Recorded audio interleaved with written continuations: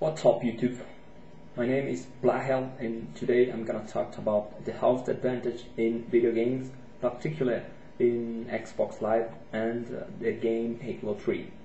I'm doing this video due to the volume of requests to do this explanation in English, not only in Spanish.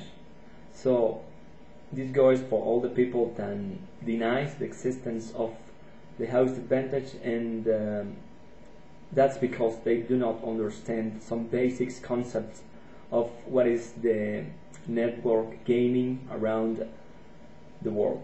First of all, we need to understand basic concepts about the host advantage. First, we need to get the definition of server. The server is exactly the place where the information resides, and there is a client, and the client is the user who uses the server. So as you can see, there is necessary to be two places for establishment the communication between the server and the client. Now we have another important concept, which is latency. Latency comes from latent, which means hidden, presently inactive, or potentially existing but not yet realized. That's very important because it's this is just a matter of possibility. So in communication, the lack of latency is the time taken for a packet of data to be sent by an application, travel and be received by another application.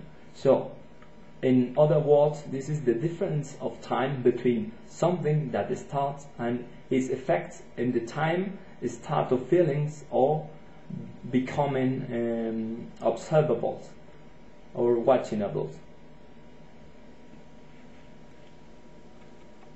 The last concept used here is the ping, because the ping is the difference of time between the information when this is sent between client and server, and this is reported in milliseconds, and this can be higher or lower. Normally this information is just on one side. So at this point you might wondering why I'm talking about all these concepts about the host advantage and the server and the client.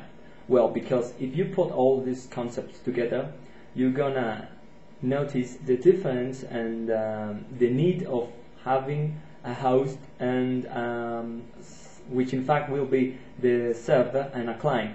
Because when you play over the Xbox Live, the server is sending all the information and all the package over the internet to the client. So the only important information is the information who is generated in the console of the host, because he is doing all these things in real time. So here is when the host advantage get his advantage over the other players, because when he's doing and making all the information in his console, they need to send and then receive the information from the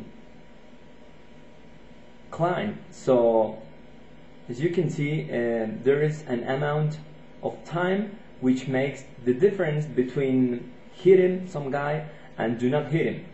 And another important thing here is, if you are playing, for example, right here from Mexico with a host from the United States, you're gonna need to have more time between the information you send and the host receives and then resend to yourself.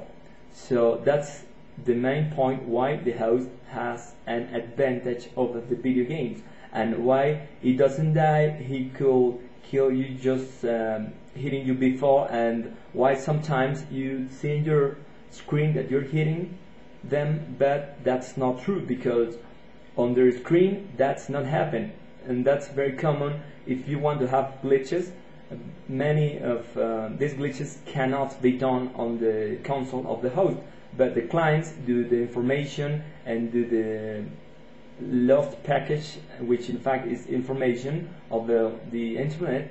That's the reason you can have glitches on your screen being a client, but not win a server.